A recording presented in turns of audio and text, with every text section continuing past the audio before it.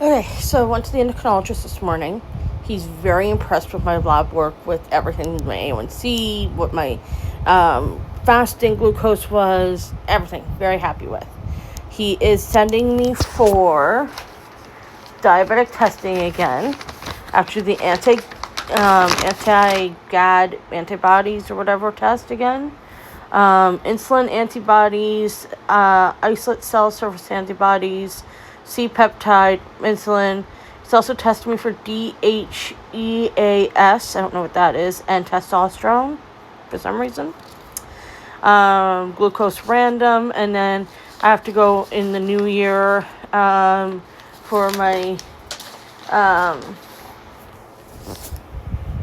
A1C, my 3 month, and also he wants me to retest my sugars in the new year as well. So we're going to go ahead and do all that. Did I say sugars? Sorry. In the new year, I have to go for my A1C and my vitamin D recheck. That's what we're testing in the new year. Because my vitamin D was finally within range. Low end, according to my my dietitian said it's low end, but she is still happy that it's come up. My diabetic doctor, my endocrinologist, is also happy that it has come up. Again, he agrees it's on the low level, and we still need to monitor it very closely just because I am right at the cusp. But it's the best that it's been in forever. So good news there. Tomorrow I have physiotherapy in-house. They come in the afternoon. Then I have, next week I go to the pain clinic. They're finally coming to fix the brakes on my wheelchair, because the brakes that were installed on my wheelchair when my wheelchair was designed for me, they were put underneath the chair. I guess they're a style of scissor brakes. And basically I have to reach underneath the chair, pull the brake forward, and then pull forward more to clip it into place. In the summer, it's not so bad. In the wintertime, when I'm, bundled up or whatever, it's a pain in the fucking ass.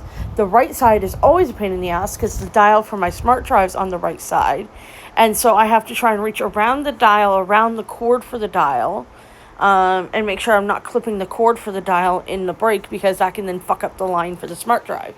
So, very poor design. And even when the guy came out because he had to fix the tire on my wheelchair, when I showed him, listen, I've been talking to a few people about this, nobody's done anything, this is the brakes that they've put on the chair. He goes, I have honestly never seen those in all my years of working on wheelchairs, because I've never seen a brake style like that. He goes, this is so stupid.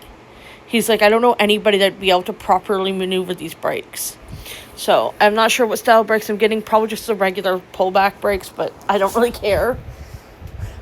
So that's happening Monday. I see my sleep doctor next week, and I'm going to talk to him. The fact that I've been on magnesium calm, this magnesium citrate.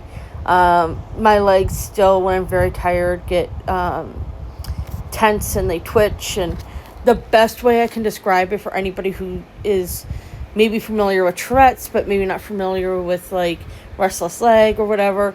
I'm not saying I have Tourette's. I know I do not have Tourette's, but to me, that's what it reminds me of, seeing these people with Tourette's with their involuntary movements. That's what my legs remind me of.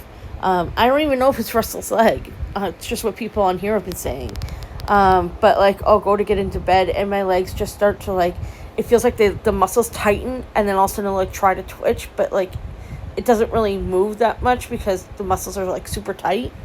I don't know. It's really annoying and very painful. So I'm going to talk to him about that. I also, and then the following week, I have to go to the foot doctor. And then I have to see the orthopedist dude, the guy that does my braces as well. I also have an appointment with my GI specialist. The week after is just foot doctor, and then eye exam, and then on the Saturday I have to go for ultrasound on my knees, ultrasound x-ray on my knees. The following week I have my GI specialist, and the week after that is my psychiatrist and my diabetic nurse. So busy weeks coming up, but still gonna make sure I'm getting at least 30 minutes of exercise in a day. And when I do get a chance to get all these tests done, I'll let everybody know. I just have to wait until the new year in order to do the GAD test, just because it is $147, and I don't have that right. I guess I technically do, because I don't pay for the storage locker anymore. So I guess I could technically afford it right now. Okay, well, I guess I'll have to get that booked. I completely forgot that I have that extra money, because to me, I just started taking that money. What I was going to start doing is taking that money, just putting it aside in savings for to start saving towards a new insulin pump. But I can always take the first month and go and get these tests done, because they are needed, so get them done and out of the way. Basically, right now, he wrote a letter, because he told me to try ODSP. I know they won't cover it, but he wrote a letter.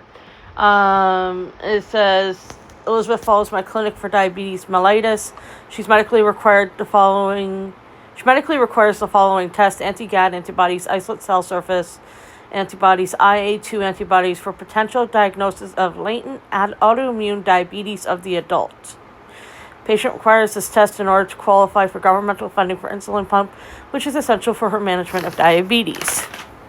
So he's thinking LADA, which I've had a lot of people say the same thing. It's just going to depend what the antibodies say this time. I'm not going in expecting anything any different than last time, other than the insulin random to be a little bit lower, the C-peptide to be a little bit lower. That's what I was told I'd see, because I'm actually actively on the insulin pump and it's actually working and everything like that. My endocrinologist said that I'd probably see a little dip in those two numbers, but neither one of us are actually expecting the antibodies to come back any different. Now, he is testing me for more antibodies this time than last time. Last time it was just the GAD antibodies. The reason he's testing me for more is because I came across a diabetic nurse on here who said that these are the tests that she sends her type 2 diabetics for, to test for LADA. So I brought it up to him. I said, listen, this is just a person on the internet. I don't know if they actually have any sort of qualifications, but this is what they said they do. And he goes, I can do that. That's not a problem. So the more you know. And that's why I post and I post and I post, because you never know who's going to see it and what they're going to tell you to try and what they're going to tell you to bring up to your doctor and stuff like that, because everybody's different. Doctors aren't perfect. Doctors are far from perfect. Like, they can only do so much, and they only have so much knowledge, and they may not always remember everything. So, anyways, that's it. If anybody has any questions, any thoughts, any comments, you know where to find me. Bye.